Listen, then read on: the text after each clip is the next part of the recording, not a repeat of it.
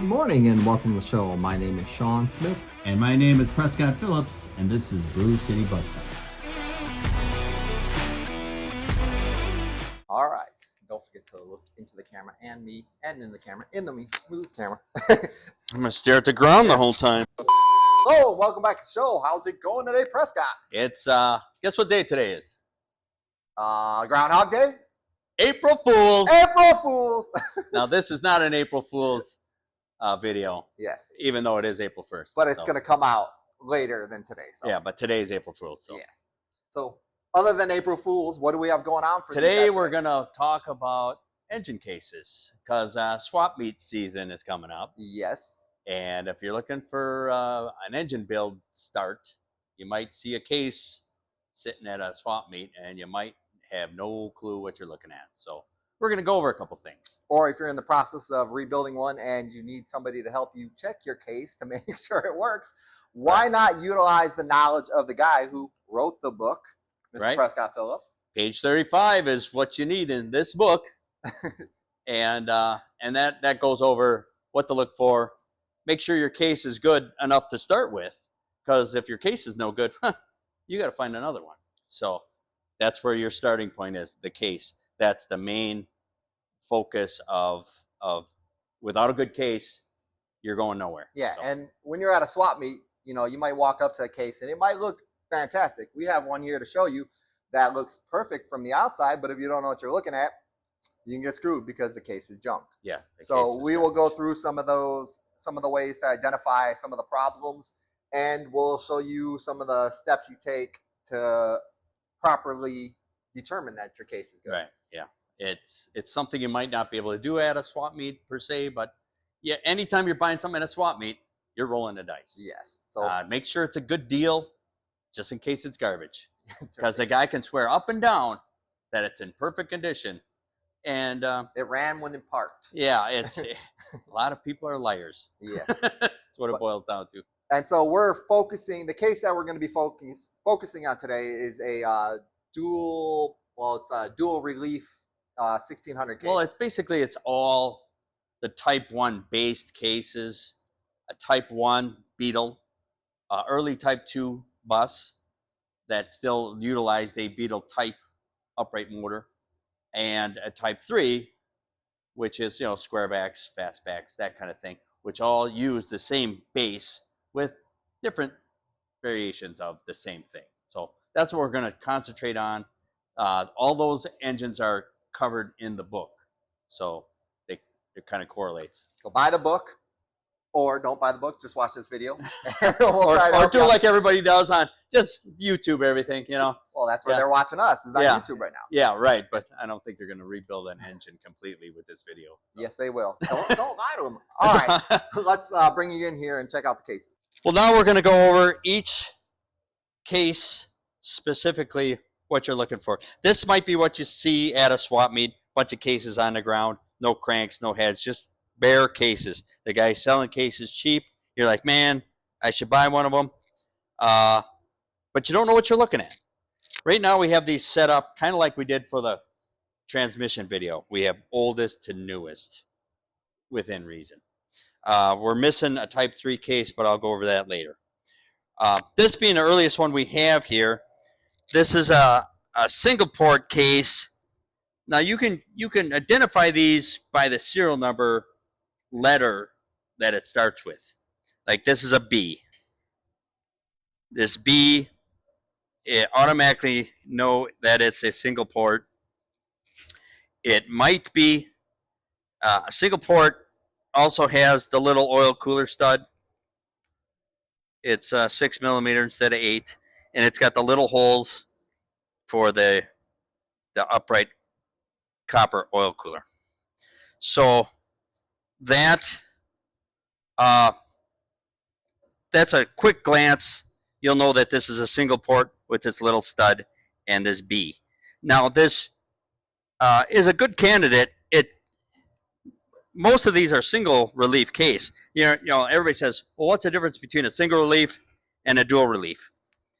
There's two relief valves, dual relief, and this happens to be a dual relief. So that's a single port Dual relief case. Yeah, it's a little crusty here, but it's worth rebuilding.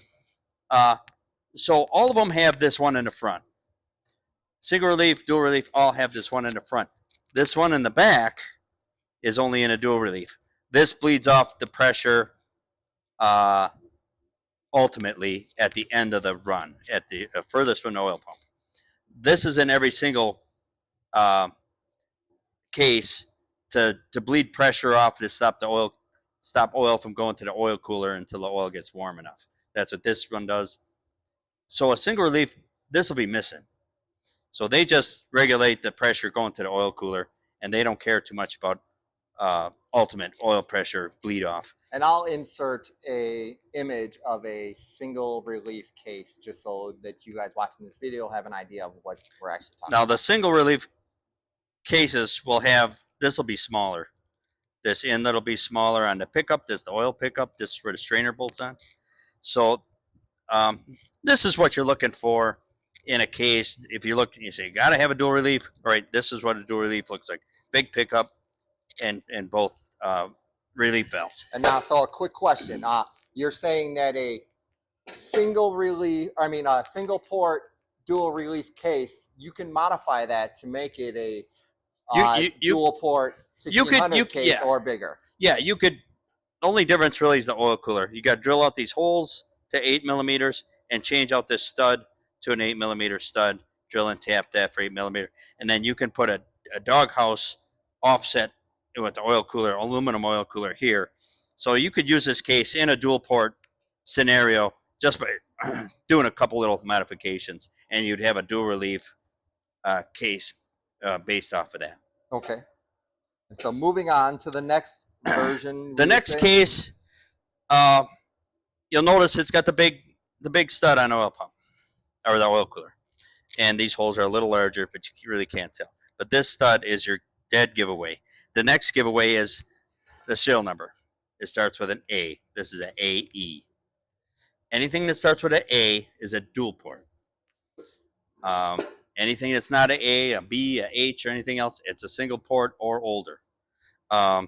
So this is a case. This is an AE.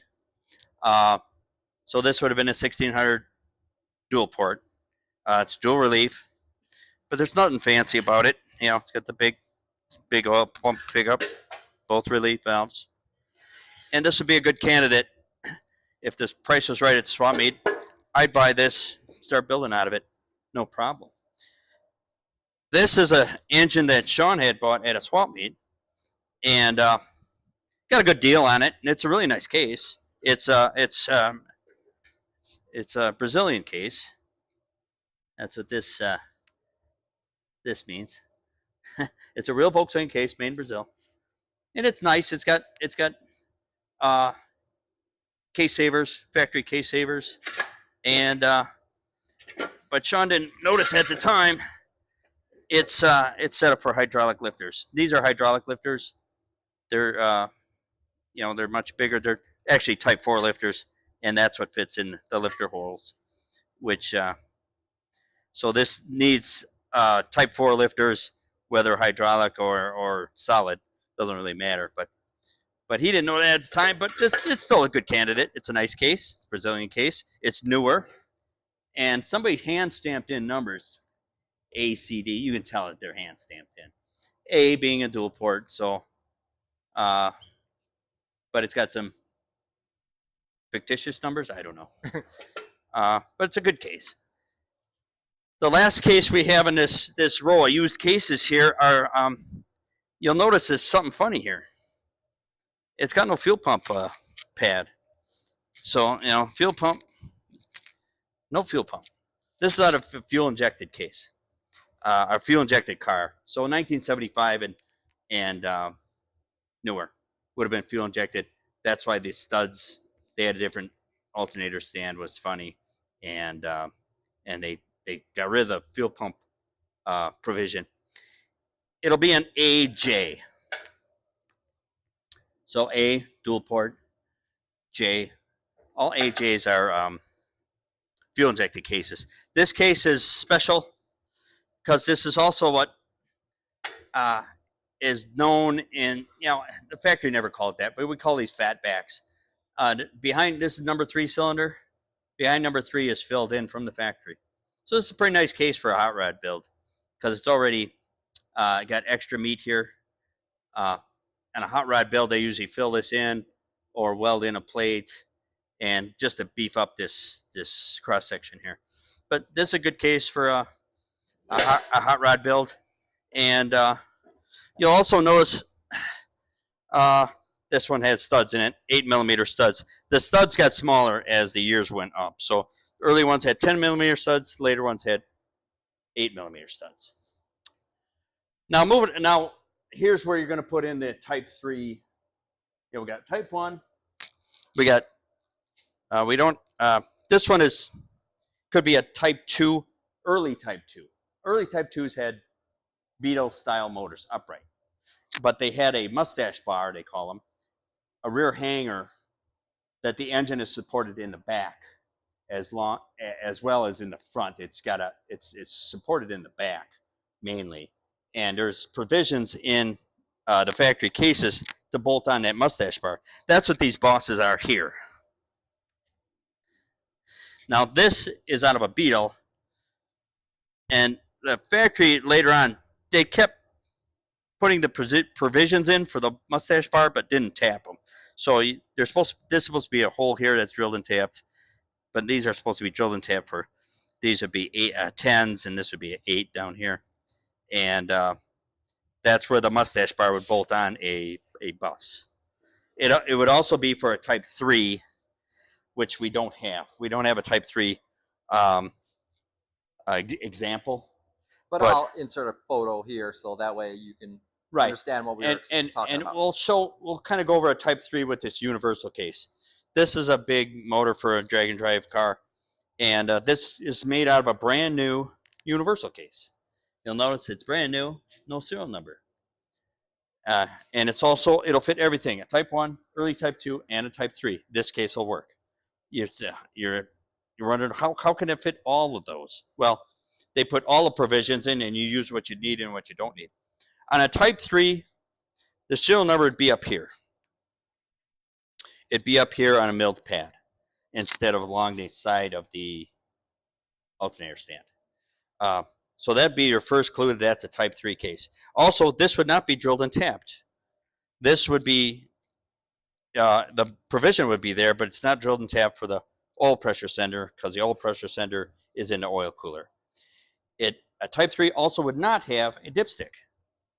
This dipstick goes into the oil fill provision, which is this plate here. This plate would have a tube, and that's how you put the oil in the engine. So Type 3s have an oil fill tube that bolts here and comes off, and yeah, exactly. And this thing is not here. Yeah, and that's not here. This being a universal case, if you put this in a Type 3, you'd bolt your thing on here with the dipstick. You'd plug this off. You'd plug this off and use your oil cooler pressure sender. And you'll notice this has a mustache bar or the Type 3 hanger provisions in this, but we're not going to use them. But they're in a universal case. So almost all aftermarket cases are universal. They'll say universal right on. Okay, the other case we have sitting here is this beautiful thing here. And you're like, it looks different. Well, it's because it is. It's for a Type 4. It's called a Type 4 case. This is in a later bus, 72 and newer, and a Type 4, 411, 412. If a guy says, hey, I got a Volkswagen case for you, and he shows you this is for a Type 4, and it'll only fit a Type 4. None of your Type 1, Type 2, Type 3 parts will fit in this case. It's completely different, and it's not covered in the book I wrote, nothing like that. So for this video, we're not even going to talk about this. No, we're not talking about that. We just wanted to bring this out here to give you guys an example. So if you are at a swap meet, just in case somebody says, hey, you're at a swap meet, and the guy goes, here's your Volkswagen case you're looking for, and you're like, yeah, that's so it's a perfect example of what we're not going to be talking about today. But there you go. April Fools. Okay, over here we have two cases. You might see these at a swap meet and go, hey, look at these cases here. And you start looking at them. You know, you get your hands dirty. Here, you look at this one. Oh, it's an AH. AH, you know, it's an A, it's a dual port. And it's like, well, it don't look too bad. You know, the guy only wants $50 for it. You know, let's take a good gander at it. And then you flip it over, and you see this. This is garbage. This motor had water sitting in it. Water and magnesium do not mix. Over time, it starts to rot it away, and there's nothing you can do to fix this or do Within it. reason, there's nothing you can Yeah, do. when it gets to this point, it's pretty much garbage. It's going to leak here. You're going to have a constant oil leak here because you can't. I mean, you're almost to the point where these studs are going to rip out because there's so much material missing all the way around. By the time you clean this up good, it's going to look even worse. So this is a case where you just walk away. You go, thanks, but no thanks. I'm looking for something a little nicer. This thing here, we're going to throw on the scrap bin. I'm going to steal some studs out of it. I always steal these studs out because new cases don't come with these studs. And we'll take the rest of these head studs out maybe. And we'll take the main studs out and we'll scrap the rest. It's a shame, but that's what this is down to. Here's another case. Same kind of scenario. I'll hide the tag here. This has been rebuilt already once from the factory. That's what this milled pad is. The circle, you can't hardly make it out, but this circle in the front where the tip of my finger is, that's a recycling thing. It's got a Volkswagen emblem in the middle and some arrows going around the circle. That means the factory rebuilt this case. And the dealership was supposed to stamp in the old case's serial number after the A. They never do. They hardly ever do. So that's blank. But there's one thing that's, you know, it's not bad looking, you know, not a lot of rot. Everything seems to be in order. But on further inspection, and we'll go through that a little later, after the engine is torqued together, you torque all these nuts, and you look and make sure the center main, the middle main bearing there, you'll see if you can. So I don't know if the camera will pick it up, but the center main, this being the thrust main bearing, the second one in, there's going to be a gap. And we're going to go over how to inspect for that problem a little later on in the video. But that's a problem that you can't really see until you torque it together. Now we're going to touch base on head studs real quickly. There's two different size head studs on all of these cases, 8mm and 10mm. Now, what are the difference? Can you show us? That's what these two are, the two different sizes, 10, 8. Now you would think that as time went on, the studs got bigger, but you'd be wrong. The factory actually went smaller head studs, and in conjunction with the smaller head studs, they went to factory case savers. Now, what's a case saver? Case savers are little inserts that are put into the cases to save the case, just like the name says. The early cases, the 10mm studs would pull out. They'd pull out the threads and all. You'd lose all the torque on the head, and there needed to be a fix. Well, the fix was an insert. Take it completely apart, and these are 10mm inserts. They have varying outside thread sizes and diameters. These are half 20. These are 14x2, but both have 10mm inner threads for 10mm studs. There's also case savers for 8mm. Same thing. These are 12mm outside, 8mm inside, and these are 14mm outside. Depending on how screwed up the threads are, that hole you're trying to fix, you can get big or even bigger. These are about these four examples are pretty much covers everything as far as what the cases go. Here's an example of a factory case saver. All 8mm head stud engines had factory case savers. This stud, 8mm. They all came from the factory this way. The factory never just screwed these into the case without a case saver. On the older cars, they never came with case savers. So this would be a 10 millimeter, that's this size, and it just screwed directly into the magnesium. And when that pulled out, it was a major catastrophe. So that's the difference between 8 millimeter studs and 10 millimeter studs. The 8 millimeter studs being the newer cases, and most universal cases come both ways. They don't install the case savers, they give you both styles, and depending on what studs you want to run or the studs you have, you put in that case saver and you're ready to go. Now we're going to talk about the first thing you do when you got your case and you start inspecting. First thing you want to do is start with the lifter bores. These are the lifters. This is type 1 lifter, type 4 lifter.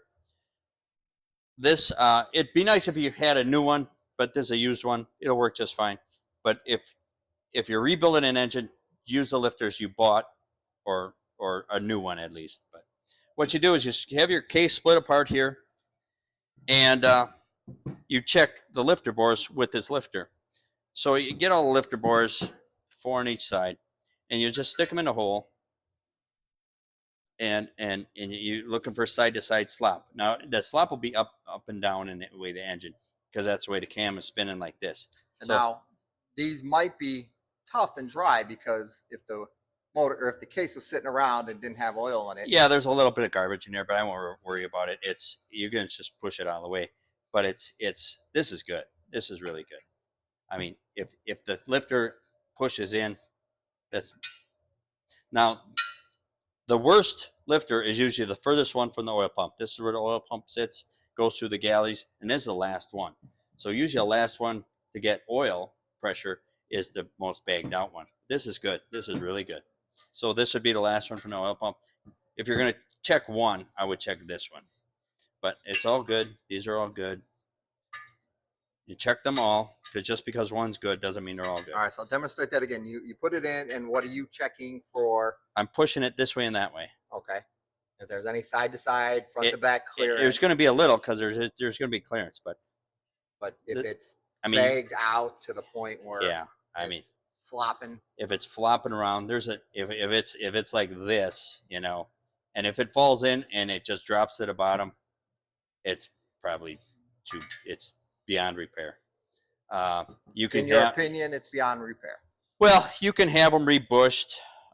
There's machine shops that bush those, and if the case had a bunch of work done to it already, clearance for a stroker and had bored for bigger cylinders, and it justified you spending a couple $100 to fix these bores, then I would do it, and I've done it in the past. But if this is just a case you're looking at rebuilding, if these are bagged out, there's probably more issues than just that. And I would really take a good look. But that's your first thing. It's on page 35 in the book. And 35 is a case inspection, the beginning of the inspection of the case. Just follow along in the book. That's what we're doing. And first thing you do is to make sure the lifters are good. If the lifters are good, you can go on to the next step. Okay, the next process in our case inspection in here is we're going to clean this up so we can bolt it together and torque it up. What you have to do is take out all the parts and pieces. You got to take out all the cam bearings, main bearing, dowel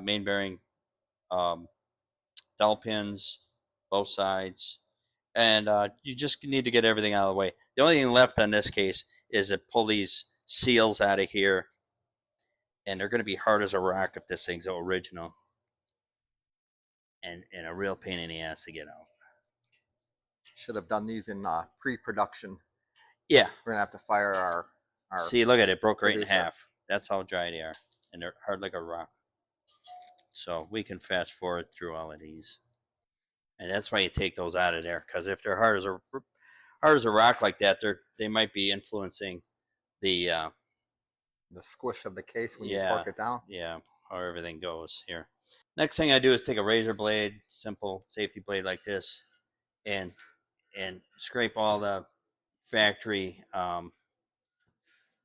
garbage off of this. These two surfaces need to be completely flat so you can accurately make sure that these two surfaces are touching completely 100% around.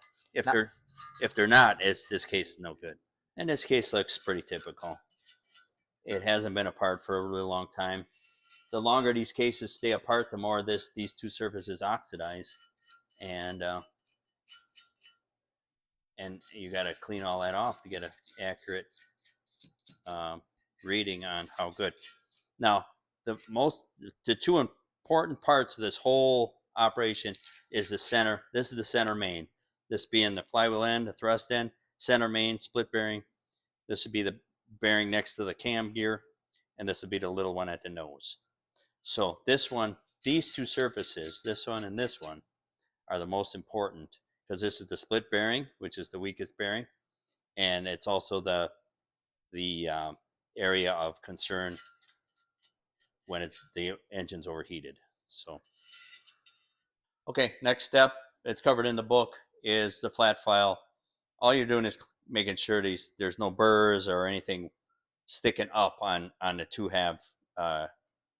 halves mating surfaces. So they just, not a lot of downward pressure, just kind of rubbing it on the sides. You'll see it makes little shiny spots where it hits something, you know, and you're just trying to, you don't know what's happened, how big of a gorilla took this thing apart, you know, with hammers and screwdrivers and chisels. And I've seen these surfaces just destroyed from a guy with a screwdriver that forgot to take all the nuts off. And it's just terrible. So I will not admit to ever doing that on camera. So that's something to, you know, you're just trying to, don't get crazy. You're not changing any dimensions by doing this. See, there's nothing stuck to the file. Thing is, you got to do both halves 100%. Okay. At this point, it's not a bad idea to see if this thing's been line bored in the past. Now, I just take the calipers and I just take any one of the main journals and I measure right at the edge here. So, oops. 560, 2-inch 560 is factory. So it's pretty close to factory. So there's not a ton of miles on it. It's going to have to be line bored to 20 over anyways, because at the end here, there's quite a step here. You can see where the thrust bearing is Created a groove. Yeah, it got beat into the magnesium. You also can check the thrust from the factory. This should be 865, and that's basically what we got. So it doesn't need a thrust cut, but it does definitely need a line bore. So and 20 over will clean this up.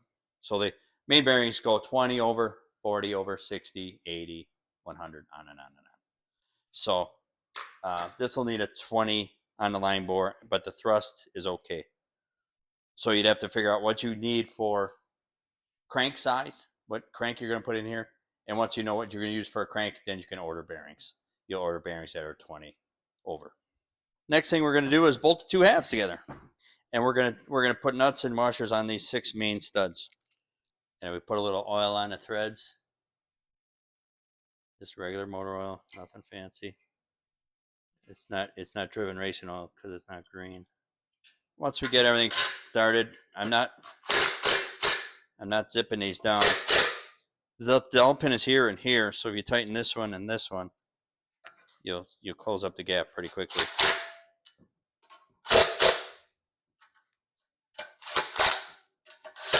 Now I'm not running any down tight. I'm just taking a slack out. Yeah, he's not torquing them down with the impact. Just so yeah. Don't get crazy. So now we torque those 6 mains down to 25 foot-pounds. And this can all be found in the book. Yep, all in the book. There's a whole area with all the torque specs. Now, this is typical torque directions. You know, start from the center and work your way out. So you just grab one of these center ones. And now, full disclosure, like, this is a case that has not been inspected, so we don't know what we're going to find here. Yeah, I could pull these studs off. All I know. And I'm So hoping not, because we I plan on utilizing this case in a build. So hopefully it's. So we're starting at the center and working our way out. I go. There's a pattern in the book, but it's basically the center, the Up, two down, upper, up, down, the ones left, by the right, dowel select, start. pins. Okay, everything's torqued at 25. And now we're going to do a visual inspection through here. Now, you get your fingernail and try to get it in the gap there. Can you see where my finger is? Okay, right where my finger is the split in the case at the center main. And you, as you can see here, these two are matched up perfectly. There's no gap there, and that's torquing it to factory specs. So we're good to go. This thing will be ready to line bore, run the line bore bar through it. It needs 2 more nuts on the end by the nose here, but so this is a good case.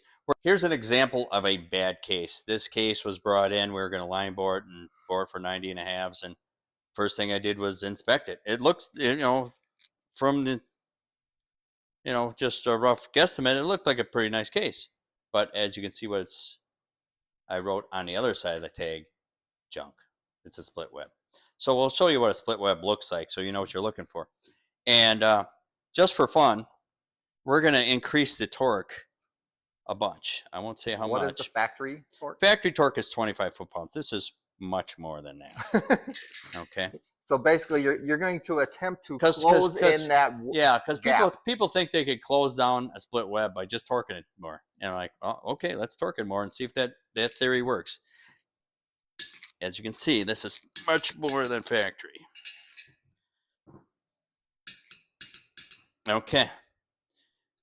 Now let's get the feeler gauges out and see what we got. Let's just go with. Now, can you see? Can we see in there? There's still. Oh yeah, I can see. See the gap? I can get my fingernail in that gap, and it's. There it is. Yep. So let's go with 16 thousandths. And now, as previously explained on the other case, there should not be a gap at all. This should be tight, and this is 16 thousandths. So, and what did you torque this down to? A lot. A lot. So this is never going to be saved. This case is junk. It'll never have decent oil pressure. And how this happens is this thing has been overheated. It was probably run with the fan belt missing. They probably kept driving. Maybe a rag got sucked into the fan or something, but this thing got way, way, way hot. It got so hot that the engine expanded enough to make all these mains loose, and then they just kept driving it. And then when it cooled back down, these were loose, and you end up with a split web.